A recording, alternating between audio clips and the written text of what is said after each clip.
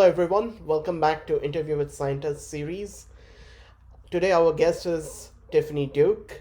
Tiffany is a senior officer of the Cochrane US network and strives to increase the advocacy and use of evidence synthesis towards better health outcomes for people living in the US. Today, we will talk with Tiffany about her work, Cochrane, and evidence synthesis. Welcome, Tiffany, and thank you for joining us today. Thank you. Thank you so much for having me. I'm really excited to be here. It's Thank a great you. opportunity. So, can you tell us something about your role at Cochrane? Yeah, so I am the senior officer of the US network. The US network is about 2.5 years old, and Cochrane is out of the UK and was established in 1994. Yeah. But so Cochrane science has been going on in the United States since 1994 in a lot of different places, a lot of different researchers. And so a couple of years ago, it was decided to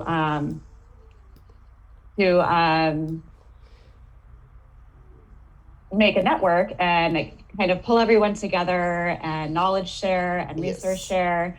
So we have 23 members of the US network, and some are institutions such as the Mayo Clinic and MD Anderson Cancer Center. Yeah.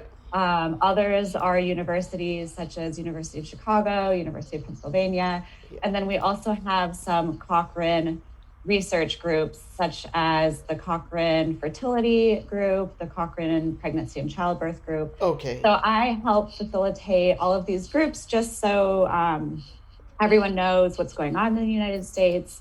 We also want to get the word out a little bit more and grow the reputation of Cochrane science in the United States. Yep. So I work with this amazing network of really incredibly intelligent and dedicated people working in healthcare. That's amazing. So I learned that you were working at UNICEF and CDC before joining Cochrane. So can you tell us something about that role? Sure. I've been working in public health for about 20 years, and my training is in nutrition. So I've mostly worked in global nutrition. Yeah. At CDC, I worked in the International Micronutrient Malnutrition Program, which was focused on global malnutrition, and I was the program manager there. Okay. I worked there for about 8 years. I worked at UNICEF as a consultant to help update some of the infant and young child feeding and nutrition guidelines, which was an amazing opportunity. I've lived in Colombia and Mexico and South Africa working in global nutrition. And so now I'm not specific to nutrition now with Cochrane, but it's a lot of the same skill set. And we do have some nutrition groups in the US network, so that's nice. That's really amazing. Like working at UNICEF and CDC and then joining Cochrane, you must have brought a lot of experience and knowledge with you. So it's been a little bit of a hustle, but yeah. It's been nice. So yeah, what I learned about Cochrane is they do a lot of evidence synthesis. So let's talk about evidence synthesis and what are Cochrane's goals towards evidence synthesis? Yeah, so evidence synthesis is taking evidence, which includes trials, randomized control trials, observational studies, research in the field. So all of those things are considered evidence. Yeah. But one study is one study. So a study can really show, it can show something, it can show nothing, it can show what you're looking for. Yes. So it's so what Cochrane does is take all of the evidence related to many topics. But let's say I have an example that I'll show about medication for thrombolytic treatment. So there's 20 studies, but some say this and some say this, and some had 20,000 participants, and some studies had 10 participants, and some were in the US and some were in South Africa. So Cochrane researchers take all of the information available on the topic that they're looking at and take all of the evidence out, look at the evidence, what is the quality of the evidence, how useful is it, how big was their sample size, how rigorous were their methods. And then after that, they produce a systematic review. So they've systematically reviewed all of the evidence related to that topic and publish a systematic review on that topic. So the systematic review is the outcome of the synthesizing of the evidence. Okay. So Yes. that's what Cochrane does. And a lot of the Cochrane researchers do systematic review production. So they're taking all of the studies on their expert area and reviewing all of the literature and publishing systematic reviews. Okay. Other groups do dissemination and knowledge translation and have trainings and webinar series and evidence classrooms. Other groups do online and in-person learning, and some are institutes where they train authors and people to be systematic reviewers. Okay. That's kind of a synopsis. That's a nice synopsis. I hope So, it makes sense. yeah, because Cochrane sounds like an amazing organization to be a part of. It is. It really is. It's really huge. There's a Cochrane Center in, I think, like 82 countries, and Yes. Cochrane has 88,000 supporters and Okay. 13,000 members. Yeah. So one thing that Cochrane is really trying to emphasize, especially now that the world is in a public health crisis, is that Cochrane science is accessible to anyone. It's not just for the white coat laboratory and scientists who can run, a SAS analysis. It's for anyone, and anyone can get involved. And there's so many ways that anyone, from a student starting their undergraduate work to the most seasoned expert in their field of expertise, can join Cochrane and become involved in the work that we do. Okay. And are these publicly accessible, or is it behind a paywall like most of the journals are? That's a great question. So the Cochrane Library is the publisher for Cochrane. So the Cochrane Library is a website which it's very comprehensive and can take a little bit of time to kind of scroll through and read through. But on the Cochrane Library is the Cochrane Database of Systematic Reviews, which is the journal that goes with Cochrane and is published by Wiley. And that is behind a paywall. A lot of countries actually have paid a subscription for their country, or some universities have paid subscriptions for their universities. In the US, unfortunately, if you're kind of just an individual, some of the stuff will be locked for you, but a lot of stuff is open access, and that's on the journal. Okay. On the Cochrane Library, there is so much other information that is available for free to anyone. A number of the trainings, such as Evidence Essentials. So if you are wondering, how do I know what evidence is? And how do I know what evidence to trust? And how do I even know? People say, make sure it's from a reliable source. Yep. How do I even know what that means? How do I check if something's a reliable source? So one of the trainings that I often point people to that is free is called Evidence Essentials. And so it kind of is a couple of modules to just take you through medical information, public health information, how to know if something's reliable or not, where to look for good sources of information. And there's a number of other trainings that get more technical. There's some software trainings on how to do analyses and systematic reviews. Yeah. There's many, many, many podcasts. So most of the systematic reviews that are published, some are then go into the journal, which can be behind a paywall. Yes. But anything that is accompanying that publication, a podcast, a plain language summary, a YouTube video with a conversation with the author, all of those are free. Free. Great. So can you give some example of evidence synthesis? Yeah, I would love to. I'm actually just going to share my screen for a second. Sure. And show you a slide that looks a little bit crazy, but here's the slide. It's a good explanation. Yeah. I'm just going to leave it like this so that it doesn't lose my space. So on the slide, you can see that this is about thrombolic therapy here. Yes. So these were all studies done on thrombolic therapy. Does this therapy work for patients who have had heart surgery? So in 1960, there was one systematic review that had 23 patients, very small. The confidence interval was extremely wide, so that meant that their outcome was not very specific. They didn't get a lot of knowledge out of their study.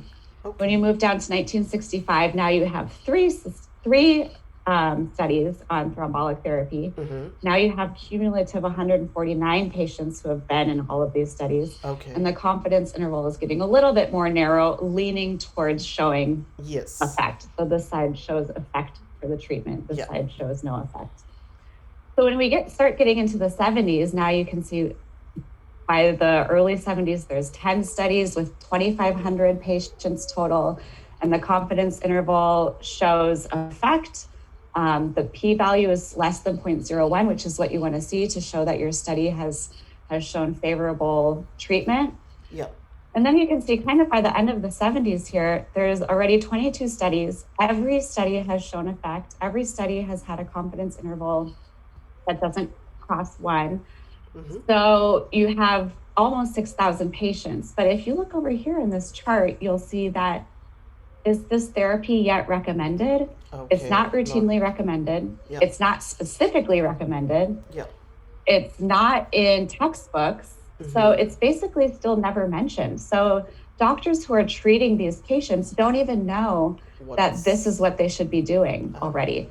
So 10 more years go by where they enroll 40,000 more patients, which means there's a control group and a treatment group. Yes. Now, all of these control groups were unnecessary, and those patients could have been receiving the treatment, but were not. They were in a control group, not receiving treatment. Okay. All of these studies could have been avoided. The money spent could have been spent somewhere else. This could have been in the textbooks already a recommended medical practice and guideline. So this just kind of shows that if someone's keeping track of the evidence and synthesizing all of the evidence, you can save money. You avoid danger to putting patients into a control group when they don't need to be. They could already be receiving treatment. Mm-hmm. So this is why systematic reviews and evidence synthesis is important, because you want to know as soon as possible whether something works, if the evidence is high quality, get it into the guidelines, get it into practice. Okay. That's a great example. Thank you for sharing that with us. Sure. So why do we need evidence synthesis after all? Excellent question. So last week, or maybe 2 weeks ago, WHO declared that besides the pandemic of coronavirus, we have an infodemic, which means that we're also having a pandemic of information. Some credible, some not, some misinformation, some disinformation, which is more purposeful misinformation. So WHO put a call to action out to groups who work in public health and medicine, saying, please sign on to help ensure the spread of reliable and safe information. So Cochrane responded and said, this is what we've always done. This is our goal. This is our own mission, is to spread and share very reliable, objective science around public health and medicine. So it's really important to have evidence synthesis because it's one of the highest levels of reviewing the evidence and studies that are available. And evidence synthesis also is what leads to policies and guidelines. So when people say, well, why are we having to wear a mask or this or that? It's because behind the scenes, someone has spent hundreds of hours looking at all of the available evidence, which may be a lot and may be a little, but it has been very specifically vetted to find out what information can we say to put into a guideline, because you can say that there's not enough evidence available, and sometimes that's the case, but people are still going to go do something about it. So it's better to say, here's the evidence available. It may not be the highest quality evidence. We need a little bit more evidence. But as of today, here's the best thing to do. And, so we really need to support evidence-based decision-making. We need to support the scientists and the public health and the medical professionals who are treating people with coronavirus and anything else, who are putting into practice the guidelines, who need some information to share with their parents or their patients and the public. So evidence synthesis is really a great way to know that you have a quality source and to know that it's taking into account all of the evidence that exists around that topic. So how can we differentiate between a good and a bad health information? That's a tricky question. And right now, with so many sources of information, Yeah. Facebook and Twitter and social media and the news and the Yeah. actual news and newspaper, it's just this is what has contributed to the infodemic, that Yes. there's so incredibly many sources of information that people may want to go with information that they trust from their church leader or Yes. from a person that they know personally that they trust in other areas of their life. But those people may not be healthcare professionals. And though they have no malintent, they may be perpetuating information that is not credible. Yeah. So one thing to do is just pick a few trusted sources. Go to Cochrane. Cochrane has so incredibly much information. You can search by topic. There's a search box and you can pull up so much information. Yes. Go to Mayo Clinic, go to a university. If you, Yeah. Harvard Health has so much information. Johns Hopkins, these groups have dedicated, many years to producing high quality information. Yeah. Go to the news, which is like ABC, sometimes BBC, somewhere where they're actually, when you listen to them talking, Yeah. are they giving you their opinion on something? Or they're saying, this came out and here's what we think about it? Yes. Or this came out and here's some commentary? Or are they just saying, this came out? Yeah. So what you want, if you're listening to something or reading something, are they just saying the facts? WHO declared there's an infodemic. Yes. Here's WHO.com, or WHO is always a great source Yeah. too. Or are they saying WHO declared an infodemic? Here's what we think about it. Here's why we think it's not true. Blah blah blah blah blah. Then you're getting into opinion and commentary. Okay. It can be really difficult, but pick a few trusted sources and just stick with those. Mhm. WhatsApp, Facebook, Twitter aren't as trusted. Yes, of course. So do have a lot of information. Yeah, they have a lot of information. Sometimes people spread misinformation, and Yes, that's very a lot evident. of times. Yeah, and it's not, I think, usually malintent, but it's just you get it from somewhere that you think is a trusted source. Yeah. And without checking, you pass it on. You don't click the link. You don't read the article. Yes. You don't see what the original source was. You just pass it on. Yeah. No, that's a very wrong intention because misinformation spreads like a wildfire. Like a wildfire. And then you get, it's like a game of telephone. And by the end, the information has Yes. changed, but someone still says, no, this is my neighbor who sent it to me. And my neighbor Got is it. trustworthy, but by the end, it's like, whose neighbor? Like, Yeah. it's gone through 100 different places. Yes. So I actually have a good example just from this podcast. I posted it on a few of my own social media pages. Yep. And a couple of people asked me, I didn't know that you work in addiction and that, are you going to talk about addiction in the brain? Yeah. And I said, no, that's not the area I work in at all. That's the name of the podcast, Yes. the host who's invited me, but I'm going to be talking about health science. And I did link to your page. Yeah. I linked to a couple of other things, but people they see it and that's just where their mind goes and then they pass it on. So, click the link. Read. Yeah. Does this make sense? Does she work in addiction? Yeah. That's No, it. because I get a lot of questions. Oh, you only work with addiction and neuroscience? No, we work with all Right. STEM fields. So Yeah, exactly. So take the extra 30 seconds to to just, just open the link read. and read. Yeah, exactly. So how can we get involved with Cochrane and what opportunities are currently available? There are so many. So Cochrane, like I said, the mission is to really make trusted evidence available to everybody. So in the Cochrane US network, so that I'm the manager of the US network, we have, like I mentioned, these 23 groups Yes. who are part of the US network, all doing evidence synthesis in its many forms within the United States. So we have, if you go to our website, which is us.cochrane.org, Yeah.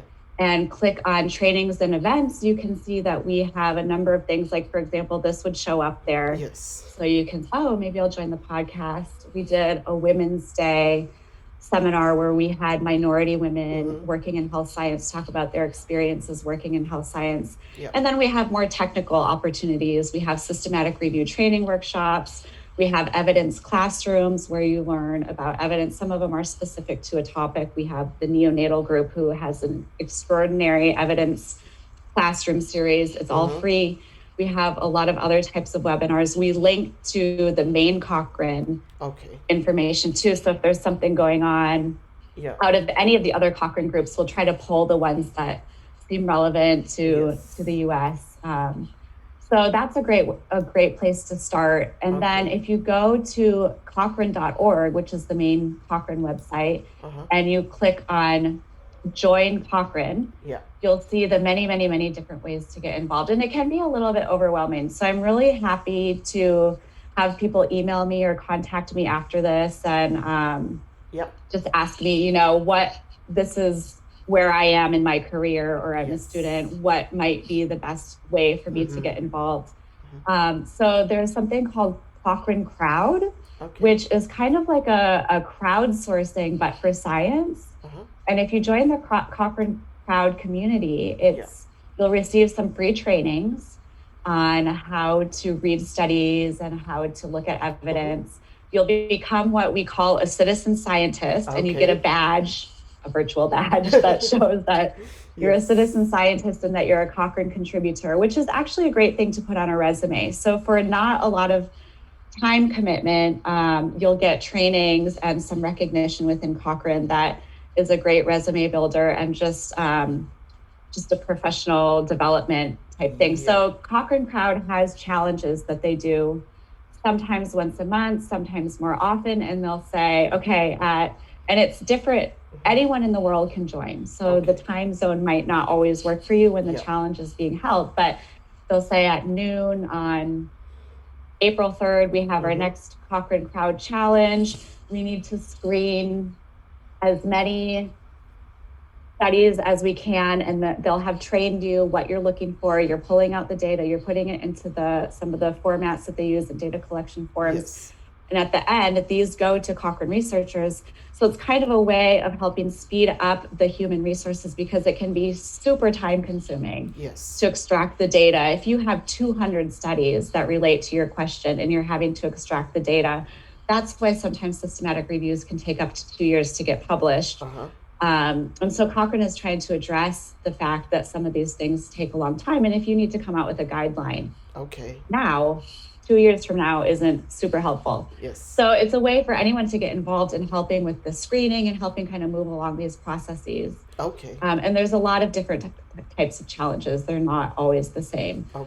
We also have Cochrane Task Exchange, where some of our US network groups use it relatively often, where they say, we would like to publish this in Italian. If you speak Italian and you're willing, to translate this. Sometimes they're for money, sometimes they're for Cochrane membership points, which then you can unlock new trainings and you can unlock things that are behind the paywall. So as you build up membership points, you kind of get more benefits. So you can do translations. They'll say, we need people to do some data collection. We need people to, depending on your skill set, there's things for, data analysts. If you're a biostatistician or something, you may find something on Task Exchange. And if you're a student, you may also find something relevant on Task Exchange. Another thing we have is a number of different journal clubs. So we have the Cochrane student group is called Students for Best Evidence. And you can find that group online and on Twitter as well. So they are groups of students from all over the world. They hold monthly meetings. They have a journal club. They just started a Spanish language one as well, which is Estudiantes por el Mejor Herencia. So lots of ways. And then they bring in great speakers. It's interactive. Everyone can have their camera on. Everyone can ask questions and interact and talk. So the journal clubs and the student groups are an excellent way to get involved as well. So I would say those There's many, many more ways to get involved. Uh-huh. The trainings, like I said, you can go online and take the trainings just by yourself sitting at home. Okay. So check out the website, the US and the Cochrane website, but I'm also happy to take emails and stuff Okay. afterwards as well to help Yep. people kind of find where they might fit in best. Definitely. And you mentioned a lot of trainings. So are these paid trainings or are these open source trainings? There's both. Okay. So there's a plethora of free trainings. I think by the time you got through all the free trainings, Yes. it would be a little while. Okay. So there's plenty of free stuff to do. And in these trainings as well, sometimes they'll talk about like, well, now this relates to Cochrane Crowd, and then you go over to Cochrane Crowd and you participate in one of the challenges, you Yeah. get some membership points, and then you can unlock the next training. Okay. But there are a lot of trainings that are available for free on different various topics, Yeah. on being a healthcare professional, on being a patient, on being a researcher, on using some of the software that's used Yes. in data Okay. synthesis. Okay. So what do you enjoy the most outside of work? Outside of work? Yeah. Well, in real life or in COVID life? Let's say COVID-19 now because we Yeah, are in a in pandemic. COVID life. Well, I am a mom. I have 2 kids that are 8 and 10. We live in the Los Angeles area, and California has been pretty strict on the lockdown this entire time. Yeah. So no restaurants, no school. My kids actually just went back to school last week, but only for 2 hours a day. So we've just been home a lot. One nice thing about California is the weather. So the kids have been Yes. playing outside. We can go to the beaches. So we've been doing a lot of beach trips, a lot of playing with the neighbors, Yeah. probably a little more wine drinking in my case than might be prudent. But I also really enjoy outdoor activities and exercising. So I'm a swimmer. I'm on a master's swim team, which Okay. usually we are able to go to like meets and compete, but all of that has been shut down. But I still swim. And I'm a runner and a biker. So when I'm able, I do some triathlons. Like to get outside and do hiking and try to get my kids to do some of that stuff Yeah. with me. My husband also enjoys outdoor activities. That's nice. We really enjoy traveling, but Yeah, travel traveling has been is restricted right now, so not happening right now. Yeah. So none of our families in California. So we've been missing our families. My family's in Minnesota, and my husband's family is in Colombia, in South America. So yeah, I also participate in a lot of activism.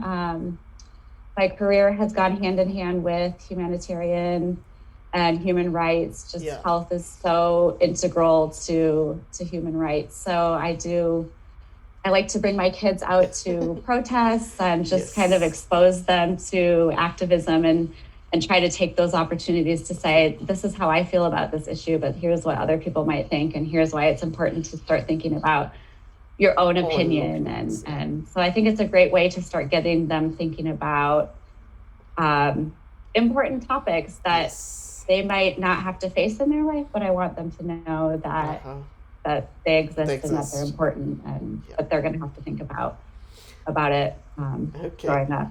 So before we wrap up, I just wanted to ask, like, do you have any message for our audience regarding information, health information? Yeah. Well, I would just like to say from a personal perspective, most of the people I work with are PhD, MDs, often MD, PhDs.